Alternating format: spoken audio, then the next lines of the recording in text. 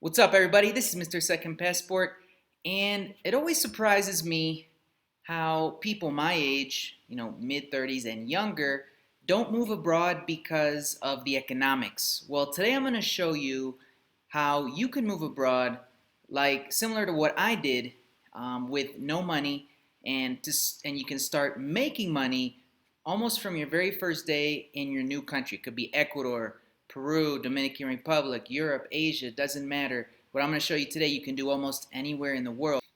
And it has nothing to do with teaching English nor working remotely. Sitting on your computer all day, which I know I don't want to do, and probably you don't either. So let's get right to it. So what I'm going to show you today requires zero initial investment. And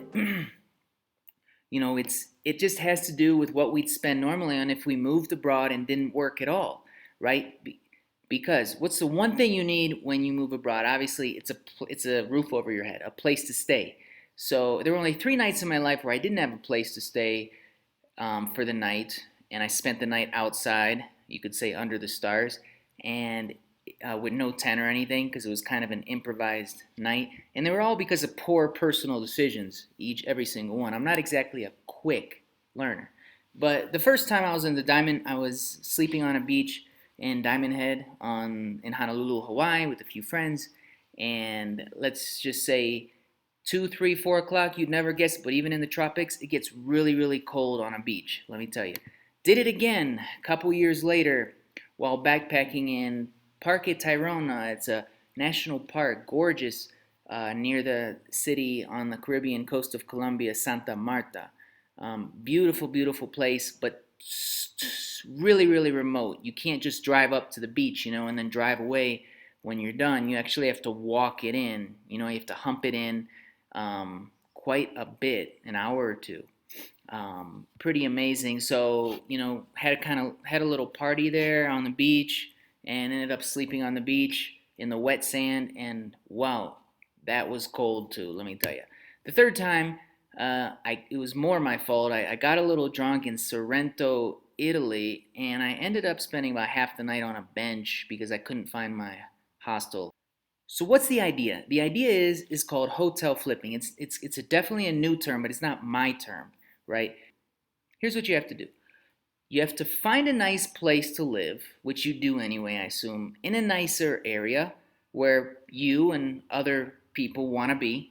Then you post it online on these sites like Airbnb, VRBO, maybe Booking.com.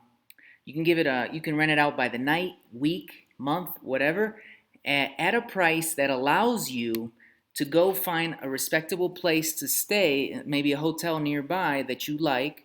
Maybe they know you well and you can get a deal with them, and something for at least half of what you're charging on Airbnb. And that spread, that difference, right? When your place rents out on these websites, you go and stay in your alternative location in your hotel, in that hotel or whatever, and you pay them.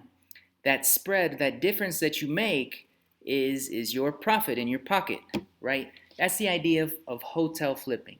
Rent out your own place, and when it does rent, obviously you go to a secondary location and pay by the night or whatever, a much smaller price than what you're renting for, um, and you make the difference on the spread without necessarily having to invest any money. You could rent a place long term that's furnished already, and then there really is zero investment, right? So that's the key.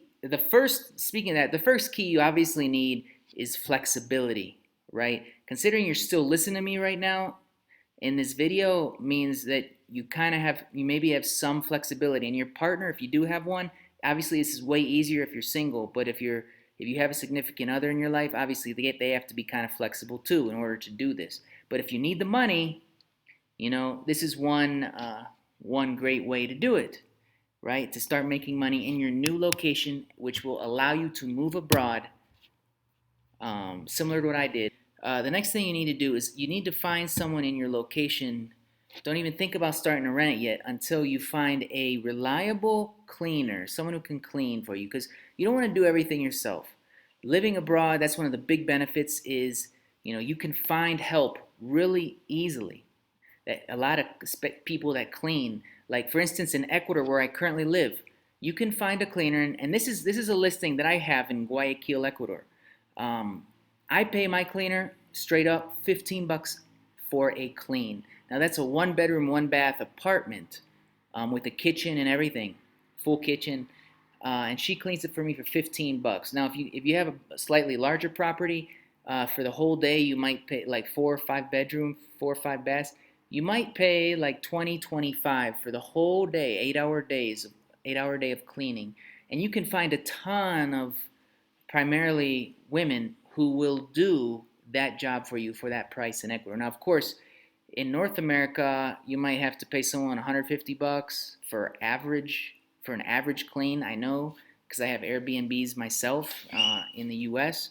and it's kind of a nightmare to find cleaners in the U.S. that are good and that are reliable and that'll answer their phone. That's key. You need someone that answers their phone, is reliable, and they can kind of double for you. Like when your place rents, you can go travel.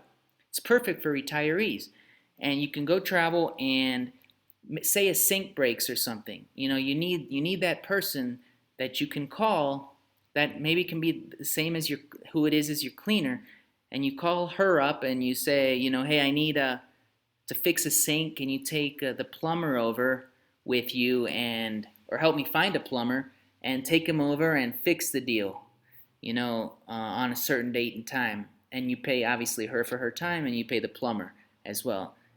So you definitely need that when things happen, but it's a rarity. It's a rarity. I have several Airbnbs, and it's not the upkeep is not too bad. People are way lighter on your property than you think.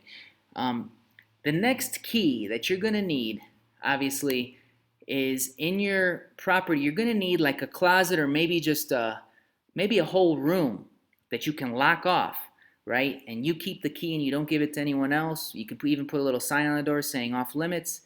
And maybe it's just a closet or maybe just a drawer or something where you can put a little bicycle lock. Um, but just you need an area that's just for you. And when you leave, you put your personal items in there, and so you don't want to be lugging all that stuff around. And that's just your stuff, and you that's your space. We all need that. I get it. So you definitely need that, right? That's key number 3. Key number 4, if you want to do this idea, what if you have appliances or things? This is from personal experience that you don't want a one-nighter to use. Like, say you bought a brand new washing machine because you rented the place furnished, but you need a washing and drying machine. More common in Latin America, you'll have the washing machine and no drying machine because people dry their clothes on a line on the roof.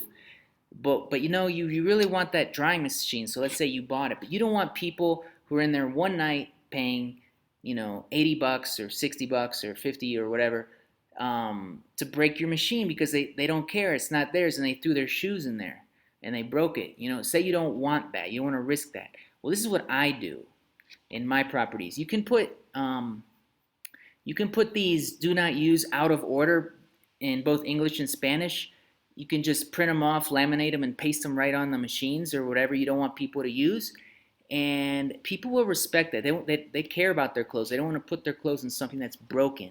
So if something says it's broken, they'll probably believe it because this isn't really a very common thing. I didn't really learn this anywhere or from any video or anything. It's not something common, but it's definitely something I would use because it works and people respect it, and they don't use it when they think it's broken. If you just tell them not to use it, chances are they're still going to use it. So, this is the 4th key. You want to put these kind of broken or danger signs on any areas or appliances that you or things that you don't want people to use while they are in your property. The next thing you want to do is you want to sign up everything, especially the Wi-Fi code. You can paste it right on the back of the front door, and you can let people know, and just so that they're not always bothering you about anything. You can put I've seen whole guides, booklets in properties that explain to you about the whole property, how to use the cable TV, the hot water. You can put a little sign under the hot water valve in the shower to make sure people don't screw that up. You just want to sign everything up so that people don't bother you for the dumb stuff, right? This will save you a ton of calls and emails like you won't believe.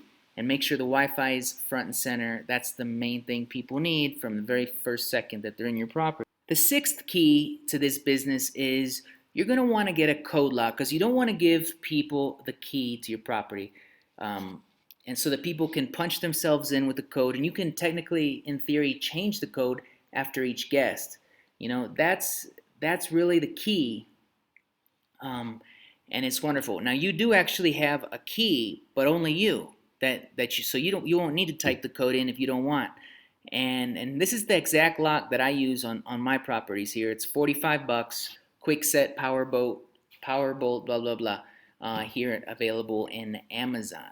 So anyway, replace the lock, put one of these on there, and you'll be glad you did. So then you don't have to worry about giving the key to people, and you don't have to worry. You just email them the punch code, and they can arrive whenever they want. And when they leave, 9 out of 10 would take the key with them. But with this, they have no keys, so they can't obviously steal your key. So that's huge because if someone takes your key, in theory, you should change the whole lot because you don't want your key, other people with your key out there roaming around and then renting to other people would be a little irresponsible. You know what I mean? So this code lock is the way to go if you do this opportunity.